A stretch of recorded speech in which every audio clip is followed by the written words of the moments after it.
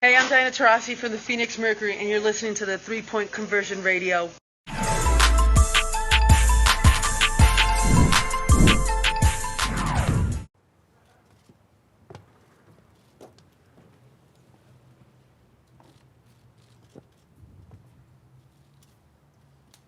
All right, testing, testing.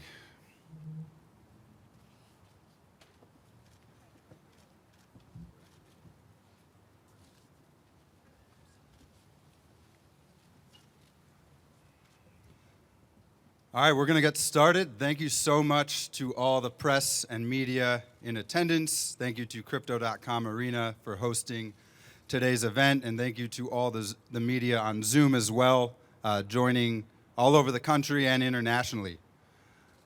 So we're extremely excited as an organization to make a big introduction today, and this is a special day in Sparks history. So I'm going to get right into it and turn it over to our general manager and head coach, Derek Fisher. Thanks, Eli. Thank you, everybody, for coming out. I know it's a little chilly out here, so we'll make it quick, and I'll keep my words really tight and quick here. We are all here for one reason, and we're excited for this opportunity today. This is a great day for our organization. We feel like this is a great day for the city of LA. We all recognize the city as title town. All the other sports teams are winning championships and racking up championships. It's been 6 years since the Sparks have touched the trophy, and through a lot of conversations, discussions as a team internally, ownership, management, staff, we made a decision that if an opportunity presented itself to bring in a player and a personality that could change the timing of us having a chance to access that trophy again, we would do it. And when the conversations and the opportunity presented themselves, to be able to be sitting here today, it's a great sense of pride and joy for our team, our organization. Liz is as accomplished as any basketball player, forget gender, basketball player in the world. Four-time All-Star, has been a scoring champion in this league. And the only thing that she wants to do in every conversation we ever had about coming to LA is putting banners up in this building right here behind us. So without further ado, I want to introduce you to Elizabeth Cambage, the newest member of the Los Angeles Sparks.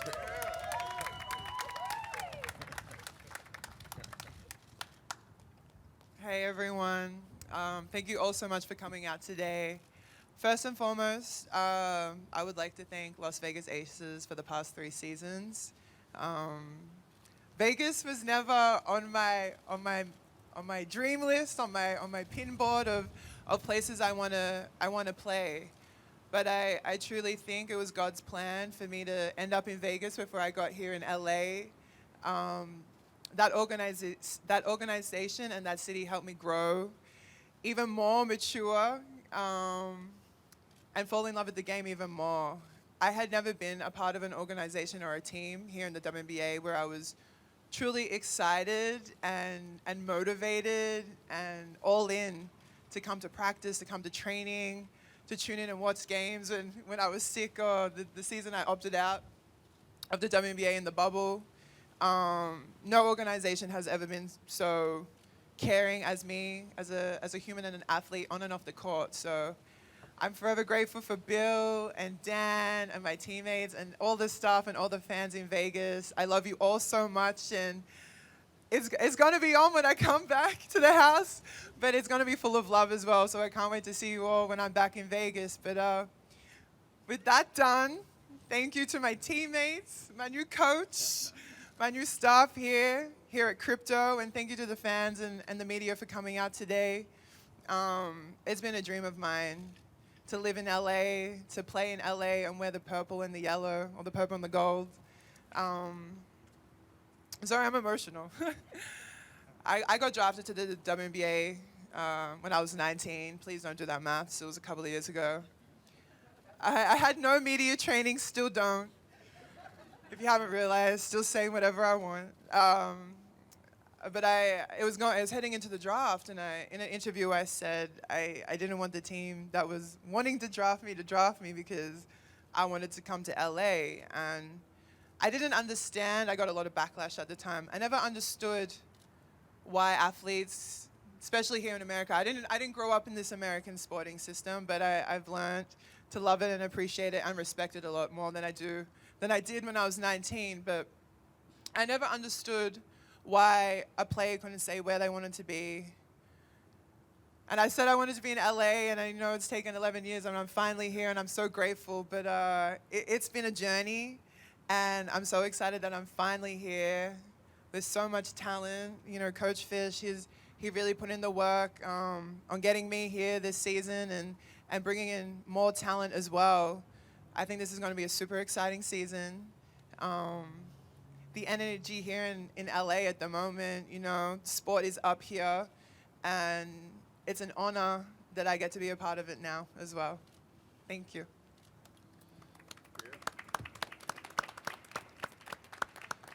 Thanks, Derek and Liz. We're going to move into in-person questions. I know we have people on the Zoom, so if you are on the Zoom, you can get in the queue with the raised hand button.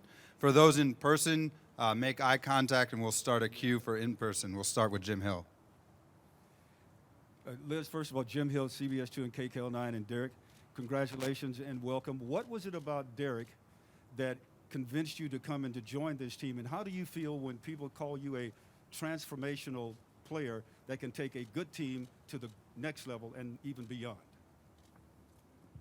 Yeah, that's not bad to hear those descriptive words next to your name. You know, I just go out and play. I focus on what I can do and what I can bring, which is a big target, rebounds and points. But it also means a lot to be working with a coach that knows how great I can be and is going to allow me to be the player I am, 100%. But I think apart from, you know, Coach's achievements as a player himself, I'm very close with Amanda, and she would always tell me about how much Coach really cares about a player's well-being. Every day it's how are you, but it's not how are you, it's how are you really.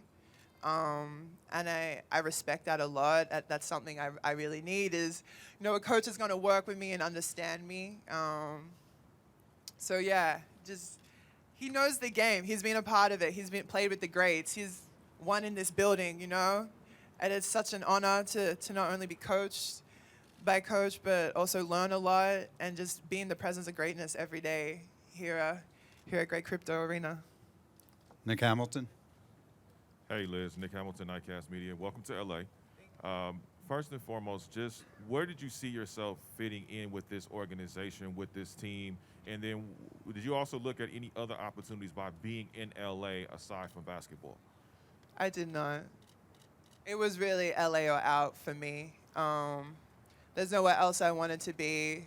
This city's now home. It's been home for a couple of years now. So the opportunity to play here and work here and be a part of such a prestigious organization, it was a no-brainer. There's nowhere else I want to be in the WNBA. There's truly nowhere else I have wanted to be in the WNBA, and I'm just happy that I'm finally here after so many years. I've also forgotten the first half of the question. I'm sorry. What was when you were looking at this team? Where did you feel like you would fit in this team? Right in the middle, baby. Right in the middle. There's so much talent here already. You know, Nneka, I'm so excited to play with Nneka. Her leadership, her drive, her hard work.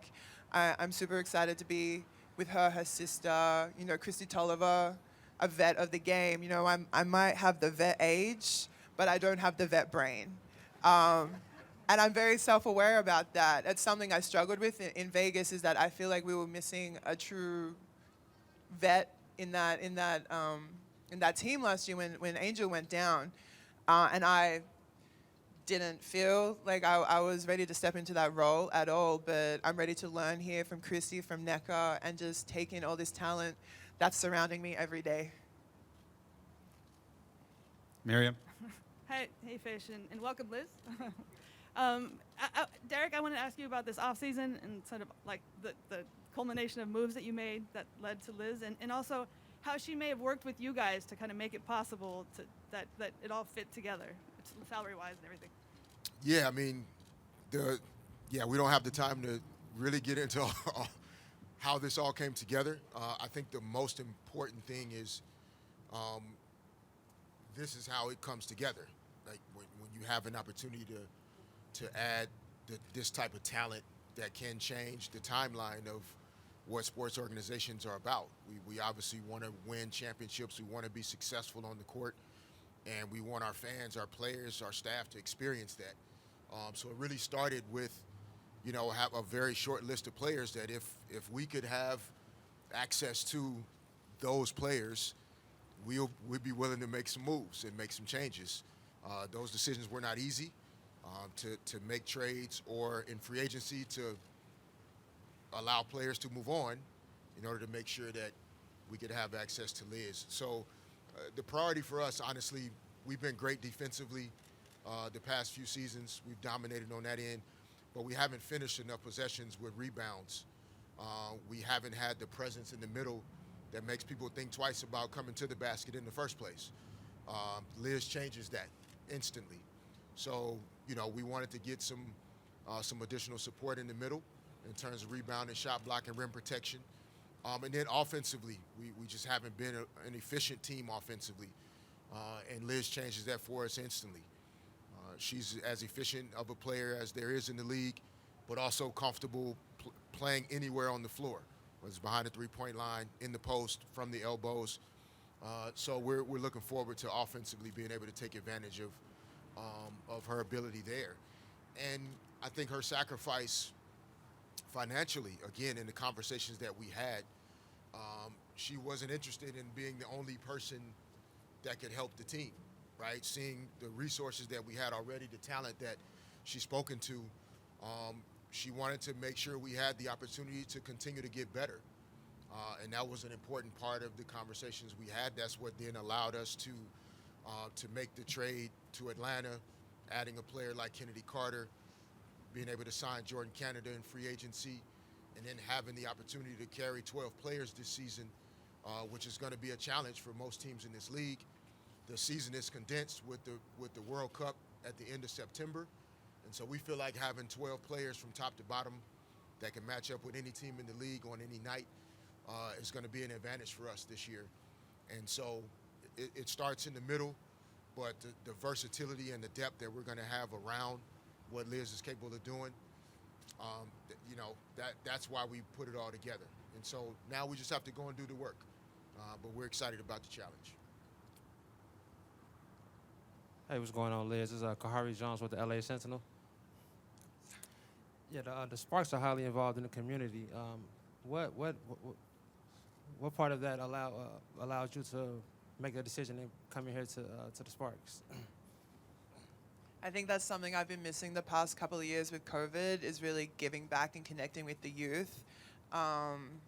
Growing up, I never really saw anyone that looked like me playing sport, period, except for Serena Williams. The WNBA back home was on, early in the morning in Australia, if there was any games. In back home in Australia, there isn't too many women of color playing in the league. I think it's just me and Ezzy now, but if you can't see it, you can't be it. So connecting with the youth and giving back to the youth, getting on court with the future of the game, that's what I love and I live for. And I'm very excited to be a part of that here in LA this season. We'll work through this row and then to the back. Go ahead, Brady. Hey Liz, Brady Kopp for SB Nation. You talked a lot about finally getting to be in LA where you've wanted to be, but what's it feel like kind of from a freedom standpoint to go through this long in the league not having the autonomy to make the choices of where you want to play and not choose where you're drafted, not choose where you're traded to, and now you get to not just be where you want to be, but you got to actively make that decision. What's that like, and do you feel like you're going to feel maybe more free on the court as a result? It is interesting. I haven't had the easiest journey getting here. I started off in Tulsa, Oklahoma. That's where I got drafted. And, those days weren't easy. I cried every day. I think I got a record of most losses in a professional league that season. We won 3 games, and that was my rookie season. So it's been a journey to get here from Tulsa to Dallas to Vegas to change it for anything. My time with every team made me stronger. I learned, I grew, I cried, I made bonds, that are forever. So I'm very grateful for my journey to get here, but it is it's a taste of, I wouldn't say happiness. I'm not sure what the feeling is, because I'm here, but the job isn't done. It's like I'm here and now it's time to get to work and really chase what I've always wanted. But it is amazing to look back on God's plan and be like, my dream finally did come true, but it's always a journey to get there. Go to Rashawn Haylock in the back. Hey, Liz, Rashawn Haylock, Spectrum Sportsnet. What excites you the most about being able to play with Nneka and Shanae? Was this something that you all have talked about previously? And then for Coach Fisher, what did you learn last offseason that allowed you to sort of have the success you've been able to have this offseason? I'm just excited to play with some really close friends in the league. I've been close with Shanae for a few years now. We connected at it was some All-Star, and we just connected dancing on the court. There was a little bit of like Afro beats playing, and I'm so excited for Shanae and Nneka to show me that side of myself as well off the court. They're my Nigerian sisters, and that's half of me. So Nneka and I have actually been planning, Shanae and I have been planning a trip for a couple of years. I've been saying the girls need to take me and show me, because I've actually never seen Nigeria. So I'm excited, I get to learn a lot on and off the court with those girls this year. Yeah. Hey, Liz, Eric Lampkins, the second Culver City Observer. There are some of the names like Lisa Leslie, Tina Thompson, Candace Parker, Nneka Ogwumike, and now Liz Cambage. How will you cement yourself in the legacy, the rich legacy of the pantheon of Sparks Grace? We got to get the job done. For my name to even be, in the mix with those women, those pioneers of the sport, I need to get the job done, and I need to bring a ring to LA, and that's my biggest dream as well. So if we get it done, everyone wins, hey? Hey, what's up, Liz? Welcome to LA. Michael Matthew here, TGN Sports. My question for you is, how do you think the impact of you being here with the Sparks and in LA is going to help you with your brand on the court and off the court as well? I think I'm in the right city if you're looking to grow your brand. There's a lot of elements to who I am. I'm not just an athlete. I'm not just a basketballer. I do a lot off the court. And it isn't just for fun, half the time that's my second job, my third job, my fourth job away from what I do here in the WNBA. So there's a lot more opportunity for work and for growth here in this city. So yeah, I'm very excited to see where this year takes me. Hi there, Liz. Alex Himes from the Good News Radio. Welcome to LA. Just wanted to ask if there's anything in particular, because you had touched on you had fallen in love with the city over the last couple of years and wanted to be here. What specifically drew you to LA and finally guided you here? Growing up, everyone told me to watch Shaq play. I was too busy watching Kobe. I should have been studying Shaq's game. I was trying to study Kobe's. Now I'm studying Shaq's game and still trying to be Kobe. But, growing up, they were the two most players that I got to see the most of back in Australia. If it wasn't their game, it was ads on TV, it was interviews, it was, their looks in magazines. So, growing up, I wanted to play at Staples, which is now, Crypto Arena, but I wanted to play here. I wanted to be a star growing up. I wanted the Hollywood and the lights, and now I'm here. It's not all like it's painted in the movies, but I want to be here, and I want to work hard, and I want to grow, and there's a lot to me that beyond basketball, and I'm very excited to be here and get to live that LA dream. Hey Liz, Sabrina Merchant, SB Nation. Congrats on finally making it to LA. Earlier this offseason, you had expressed some frustration with the WNBA travel. I'm curious if that ever led you to a point where you considered not coming back to the league, and if so, how you made the decision to join the Sparks this year. I've sat out of the league 5 years before. It's frustrating because I played overseas and I know the treatment and and the standard of how, athletes, period, should be treated. So it's hard to come here and fly economy, fly exit rows. I'm 6'8", borderline 6'9", depending on the shoes. So it is tough. It's tough, especially when this league is full of owners and GMs that want to do more. But at the end of the day, I love to hoop, I love to ball, and I love to have a good time. And, it ain't so bad having to upgrade my ticket, especially when I make a lot of money off the floor as well. So I'm very lucky. But if I wasn't working so hard off the court, that's coming out of my paycheck every road trip, an upgrade, when it should just be the standard. We're not asking for private jets, even though our owners have been told no. Last year in the playoffs, we were told no. So we're on a 5:30 bus to the airport to get back to Vegas for Game 5 of playoffs. You're not going to get the best out of athletes if they're treated like that. So everything I'm saying, I'm not just sitting around bitching just because I have a view. I want the best for women, period. I don't care if you're in the WNBA. I don't care if you're in college. I don't care if you're in high school. I want the best for you, and that's why I use my voice. And change will happen. They'll probably have private jets, and I'll be retired and bitter. I won't be bitter. I'll be so happy because that's the standard it should be. But at the end of the day, I just want to see women get what they deserve and be able to get to their work comfortably. Hi, Liz. Cindy with New Stitch Media. A little bit of a difficult question, but would love your opinion on it. How do you feel about men who identify as women in the WNBA? For me, it's a tough situation just because growing up, we have different hormones growing up, different bodies, different builds. So it's tough. I've seen this come up in MMA recently. It's a really hard question. I have friends that are transitioning.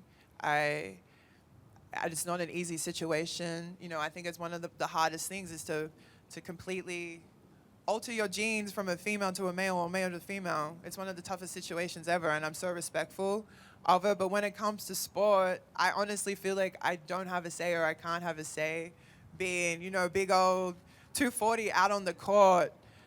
It's such a hard conversation to have at the moment.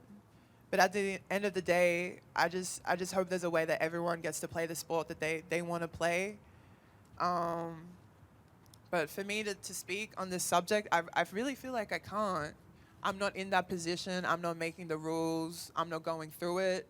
But I just hope at the end of the day, everyone gets to do what they love and play the sport they love and be who they are comfortably. Thanks. We're going to go over to some of the Zoom questions now. We're going to go to Michelle Vopel with ESPN. Yeah, thank you. First off, Liz, that was actually a really good answer to a really tough question, and I respect what you said a lot about that. I wanted to direct this both to you, Liz, and to Derek. Liz, you've always spoken your mind about things and sometimes taken heat for that, but it's what you believe is best, like you said, not just for yourself, but for women in sports. I wonder if you could talk about that, the fact that you've always been willing to do that, even as a very young person. And Derek, if you could talk about that, because as a player, you had to do that yourself for many years, and just how you can maybe, relate to what Liz, does, and the fact that she is willing to speak her mind. You want me to go first? So you can take a break. Yeah. No, thank you for the question, Michelle. I think where appropriate, I do, I try and use my former player experience to connect and relate to what our players are going through. Although I played a different game in terms of gender, a lot of the experiences are similar, and I think it's important to serve the needs of others. Like, this, being in pro sports is not just about you. So many that came before you are why you're here today, And so many young girls that are going to come after Liz are looking at her and listening to her words. And that's the way I felt about the responsibility that I had when I played. And as a coach and a GM, and this starts from ownership down for us. We value and respect our players holistically. It's not just about what they can do out on the court. And so we try and work with them. We value the fact that they do have 2 or 3 jobs in order to provide for their families in ways that when I played in the NBA, I only had to have 1 job in order to do that. It's not possible for these players right now, but it is growing. And so, I just try and lean on that when I can, when we have meetings and conversations, and make sure that I'm listening. And I think it allows me to listen better because I've had some of the same experiences. I find myself saying, if not me, then who? And if not now, then when? A lot to people when they ask me this question. I don't know if it was the fire my mother raised me with inside me to never back down or be put in a corner and just say your truth. And I'm always been the person to sit in a room, and if something's not right, I'm going to question it.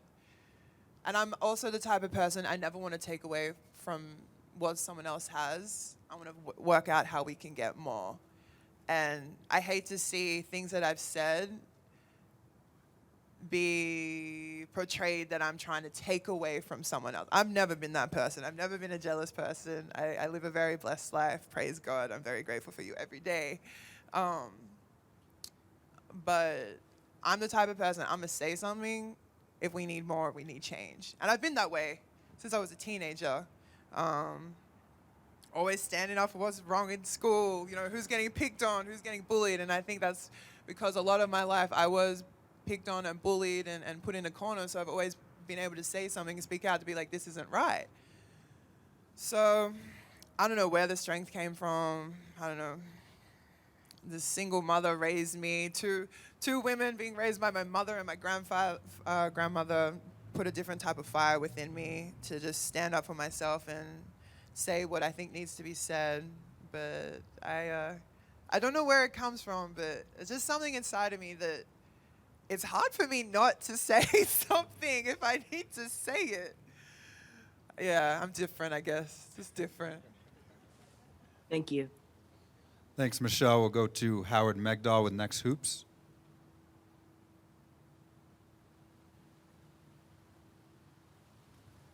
Thanks very much. Liz, congratulations, and Derek, good to chat with you as well.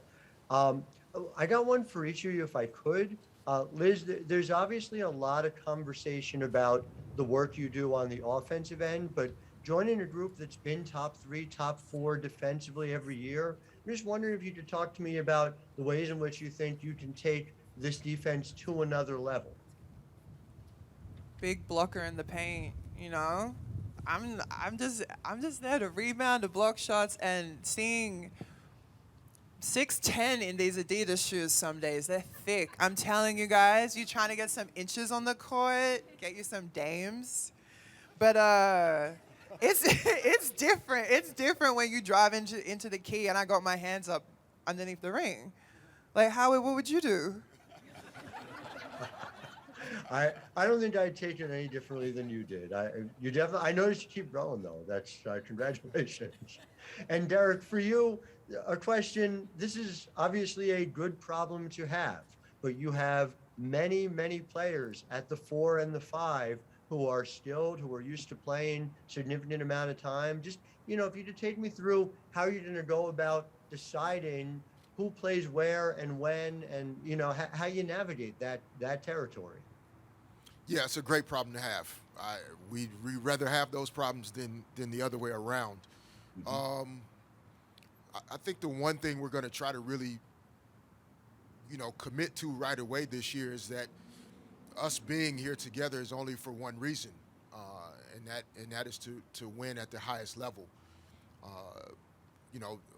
Many of our players have they've had national team experience, or they've played on teams where they've had to make that choice to win at the highest level. there are things that you have to give up and sacrifice.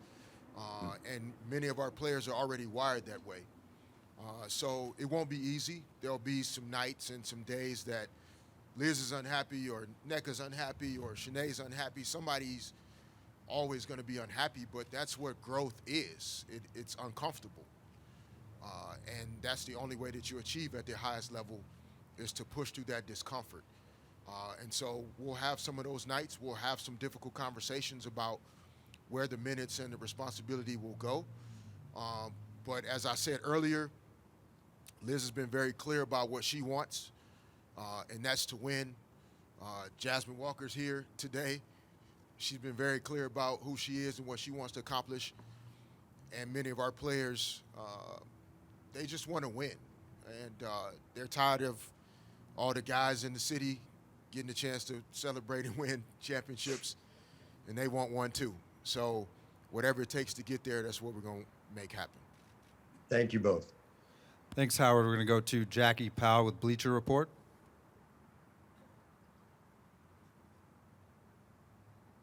Huge. Hi, Derek and Liz. Can you hear me all right? Yes. Okay. Congratulations to you both. I want to start with Derek, and then we'll get to Liz. So, Derek, Liz said something really interesting. She said that she doesn't have the vet brain, and that she's aware of that.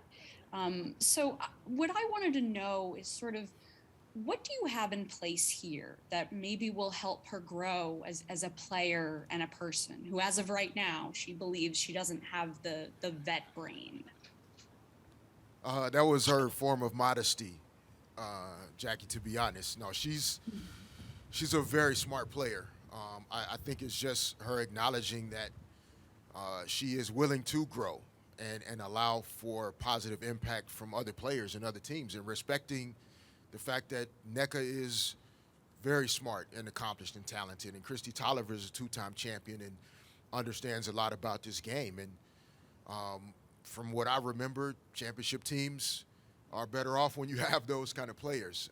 So I think it's, and Liz obviously can speak for herself, just acknowledging the reality that it's going to be good to be surrounded by other players that are smart and accomplished and have a level of basketball experience and knowledge that she can learn from. In addition to that, our coaching staff, represents a collection of experience that we feel like gives us a great chance to connect with our players and help to get the best out of them. Coach Fred Williams, who Liz played for in Dallas, who's done as much for women's basketball as, any coach we can think of. Coach Latricia Trammell. Last year we had Simone Augustus on our staff, who was a champion and been a winner. And so, we feel that over time, the collection of our staff, the folks that we have working with our group, the way we value our players in terms of mental health and mental performance, we think that all those things are going to be positive. But, Liz is very capable herself. We don't have to try and make her something that she isn't already. We're part of an entire support system, and we're excited to bring it together. So again, I don't think we have any magic formulas here, Jackie. To be honest, we just try to serve our players and do the best we can for them every day. Thank you, Derek. I appreciate that answer. I do. And for Liz, I've got a couple for you, if that's okay. So I wanted to build off of Sabrina's question. When we spoke about Mark Davis and this idea of, player pay versus pay for the coaches. But what I wanted to know from you is, how do you think the W needs to respond to sort of rectify that issue where you've got a ton of owners or governors that are investing and that are pushing for things in the right direction, but at the same time, maybe there aren't some that are, I guess, on that same level of thought, if that makes sense. I'm not sure what they can do. I'm not in the office at the WNBA. I'd love to be. I'm sure they'll never let me in there. But if you want to bring me in for, a little marketing, let me see the numbers, I'd love to do that. I don't think the true numbers of what's actually going on the business side of the WNBA is actually out there, so I'd love to have a look at that. I think a lot of people forget I actually own a business back home in Australia. I have a wonderful vitamin company called VitaDrop. If you guys are looking for some, daily vitamins and electrolyte. But I love business. I love marketing. I'm not from America, but I have one of the biggest followings in the WNBA. Take that as you may, but as a female athlete, to have one of the biggest followings, period, in this league is something I wear with pride. Knowing that knowing that I've drawn a lot of people to games courtside, tuning in. It's something I wear with pride, is that I've made people interested in this league, and I feel like I can do it as a whole. I'd love, WNBA, bring me on as the marketing manager. I would love that. But I just think there's so many great stories to be told in this league, and we're not connecting in the right ways. I don't think we have, we can connect so much more with the youth. Start at the grassroots, work your way up. There's so much opportunity on and off the floor with this league, and we have so many owners that want to put more and more and more in. Mark Davis is the man. Still texting him, still checking in, still talking. I've never worked with an owner that wants to put so much into this league and has been told no. And I see it and I hear it and I've been shown it. I don't just say these things because I'm saying things. I've known about Becky's contract since it happened last year, since Bill's retirement got ruined. I've known since I've known. So I love that. I love it for Becky. I love it for all women. I hope everyone makes $1 million a year one day. But until then, we got to work out better ways to give us more, to give us, the players, more. We'll go to Chris Camello with Nightcast Media. Hello, Derek. Hello, Liz. Liz, welcome to LA. Can you speak Derek, up a little bit, Chris? Oh, sorry about that. Hello, Liz. Welcome to LA. And Derek, always a pleasure to talk it up with you. Liz, how much did playing with a talent like Asia Wilson, how do you see that experience transitioning to playing with somebody like Neko Ogwumike and forming another dynamic front court? Obviously, they're not the same player, but still a star-studded player and somebody like yourself. How do you see that working out? And what other intangibles do you think you could bring to the team as well as the locker room? Sorry, what was that last part? Oh, what other intangibles do you think you could bring to the team? Like from afar, just looking at the squad saying, I could bring this to this team. Well, right now I'm just focusing on bringing what I do every day, which is be big. On the court, off the court, that's what I do. I'm not trying to do more than what needs to be done, because right now they just need me under the ring. I think that's all that's really missing, is that big presence inside. And maybe on an energy off the floor. But yeah, I've also forgotten the first half of that question. It's been a minute since I've done media, by the way, guys. I'm sorry. Thank you. This is my first media for the year. We're going to go back to a couple in person. One over here. Gary George, Inland Valley News. Liz, talk about as far as the timing and Coach Fish as well. How long do you see it transitioning to being very competitive and being a leader in the WNBA? You mean me personally or the team? Well, the team, of course, collectively. How do you see it coming together, and how quickly do you see it coming together? I think all good things take time. Rome wasn't built in a day. But as soon as we get to camp, start of April? It's gonna come together quickly. I feel like it's just ready for me to step right in and get to it. The girls just missed out on the playoffs last year. There's a hunger there. I think from all of us, I'm still hurting from the way we went out last year in Vegas, and I want to take that now and put it on the court as soon as I can. So I think as soon as we get together and get it rolling, I think good things will happen quickly.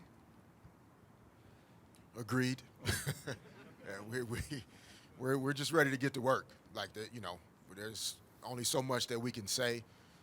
We want to get to the basketball part as soon as possible, and we have a number of players that, like Liz just said, we missed the playoffs by one possession last year, even though we were decimated by injuries and a lot of things just didn't go our way. So we're just excited to get back to it and give ourselves an opportunity to reach our fullest potential. And we think that'll be pretty high. And we're not going to waste time, though. We're going to get to it right from day one. Hey, guys. Fredo Cervantes here from Infinity TV, right here, right down below. Hey, guys. So welcome to Los Angeles, Miss Cambage here. So just want to let you know, now that you're here in LA, Derek Fisher's used to putting up banners here in Los Angeles, as he did help to put up 5.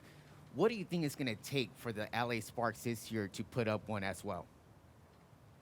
Hard work, chemistry, and everyone, buying in, being on the same page. And I think we're already there. It's just getting on court. I know it's tough. I'm so excited to be here and get to work. I wish it could be April right now and just start training camp and get this season going, because I truly think it's going to be special this year.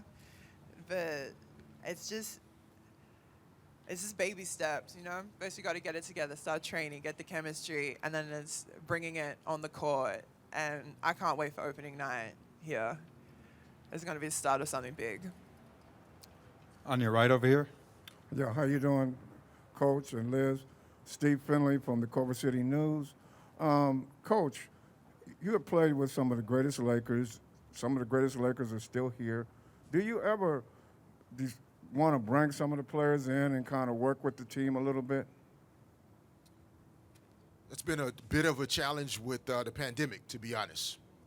There are a lot of limitations to being able to have additional, whether it's staff, coaches, visitors from other teams, et cetera. We've done some things virtually in terms of former players and former greats speaking to our team, connecting with our team. But to answer the question, yes, relying on our resources, our relationships. We love to do it. We plan to get back started with it again. Who that is, some of those may be known publicly, some won't be. But we're definitely not bashful about taking advantage of the fact that we can access certain people, players, personalities that other teams can't. And we like to use that to our advantage, and we'll be doing that a lot this year. Thanks, Steve. We have time for a couple more. Going back to the Zoom here, Joe Reedy with the Associated Press.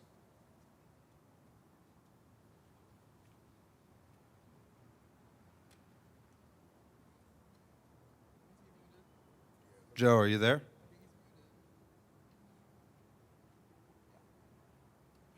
Yeah, sorry about that. 2 questions, one for Derek and one for Liz. Derek, you've been part of roster overhauls in the past. Just how long do you think, with training camp and everything, is it going to be learning the players and getting everybody on the same page?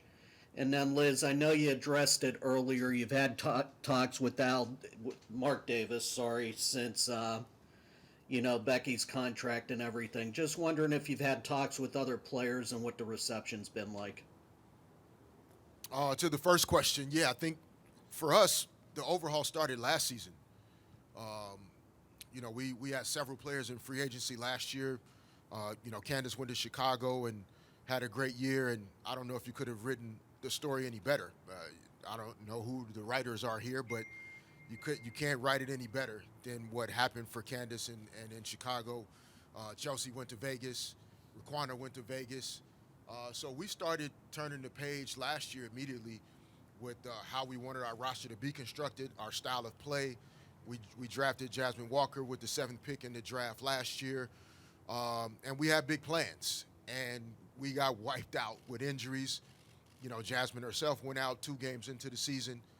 Nneka got injured early in the season, Shanae as well. So we didn't really get a chance to see the fruits of our labor in terms of turning over our roster a year ago. We feel like this year, with the core group of players that were with us last season, Brittany Sykes, Nneka, Jasmine, Shanae, Amanda Zawi B, Taya Cooper, Lauren Cox will be coming to camp. Arella Garantis.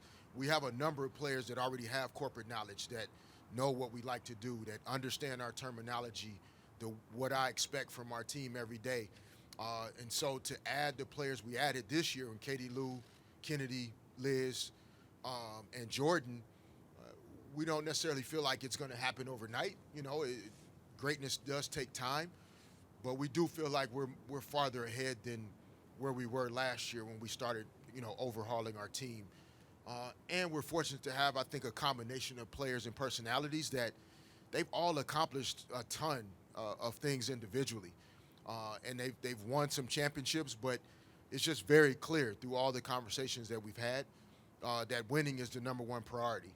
And when you have a common goal and a shared vision, that helps to shorten how long it takes, to get to where you want to go, because everybody's clear about what the mission is.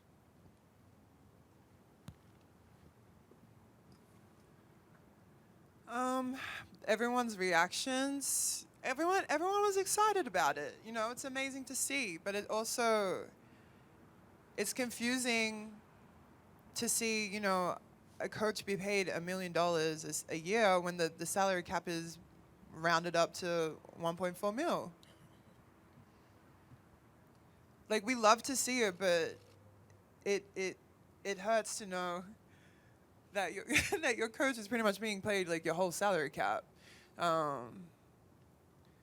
We love to see it, but we also want to understand how it can happen.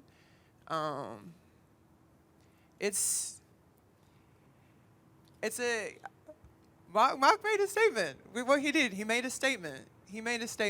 And we love to see it. It's amazing that an owner would put that much money up for a coach, but when that equals, close to 80% of the salary cap, it's just crazy. Go to Rico Cabrera with East LA Sports.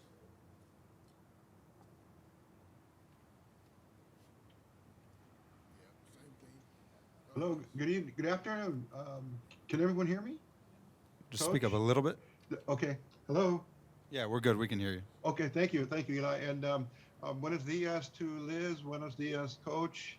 Welcome to Los Angeles. Bienvenidos, Liz. But basically a quick question, Coach. The season's about to ramp up, but one thing that's changed prior to during the break here, the playoff format. Can we get Liz's perspective from a player, knowing that it's changed? For fan perspectives, for team perspective, owners, etc. But also for you, Coach, you're going to be more involved in that day-to-day and season type of intricacy of player personnel, etc. But can you both share that? I know we don't have much time, but just to give both of you perspectives as we launch the new season. Yeah, no, we're excited about the new playoff format.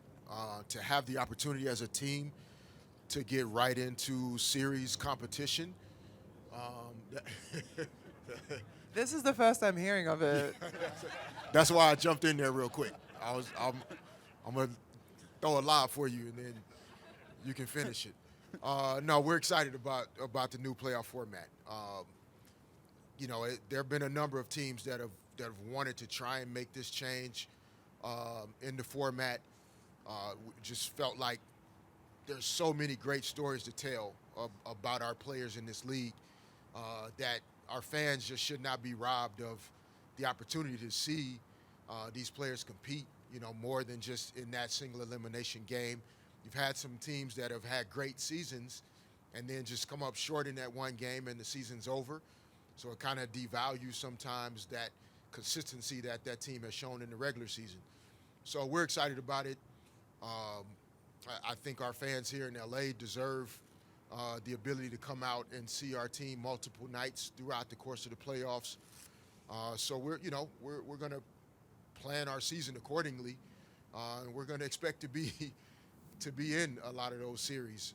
But I think it's going to be exciting for our fans, knowing that they're going to have an opportunity to see us in those series, the rivalries, and the matchups that you can build and the stories you can tell.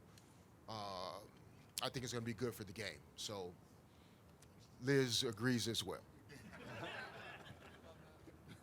Time for just one or two more. We'll go to Pete Terrell with Made for the W. Hey Liz, congratulations, and this is Beats Row with Made for the W. I think everyone loves the name and the sound of Liz Angeles. So with that being said, you're known as being a fearless trendsetter. What's next for the Elizabeth Cambage brand, and what does that look like with any partnerships, whether it be on or off the court? And the second question is, what's the difference we're going to see in the fashions between Liz Vegas and Liz Angeles? Personally, I don't think my fashion's gonna change that much. I don't know. Hey, I don't know. I'm driving in the crypto arena. I might be a little bit different this year, but no. Honestly, at the end of the day, I'll just be wearing the same thing, just mixing it up here and there. I'm still just Liz and all black, a little bit of gold, zooming on my tooth if you may. I got a little LA tooth gem done by Hood Gems. Thank you, honey, for the late night bling up. But no, I'm just gonna keep it me. I actually filmed one of my biggest fashion campaigns last week, so I guess that's coming. One of my biggest dreams. It was the same week that we signed the contract. One of my biggest fashion dreams came true, and one of my biggest sporting dreams came true, all in the same city. So I think me just being here and all the opportunity of being in this city, there's going to be big things coming. I can't speak on anything coming, but you're just going to have to follow me on Instagram, follow the Sparks, to find out. Thank you so much. That's a great note to end on.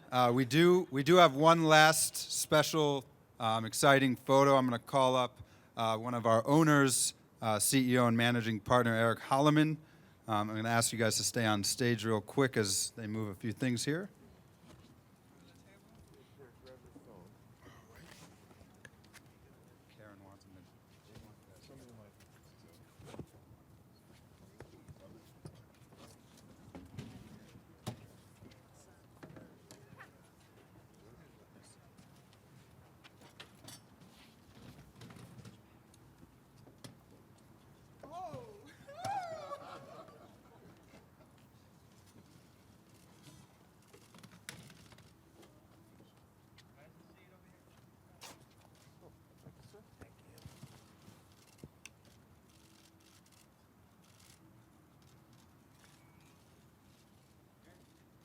Turn it.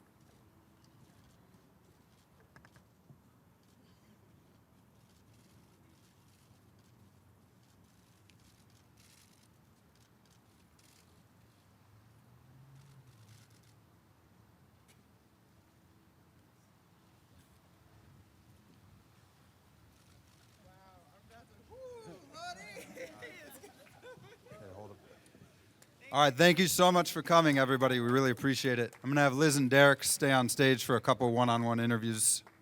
Thanks so much.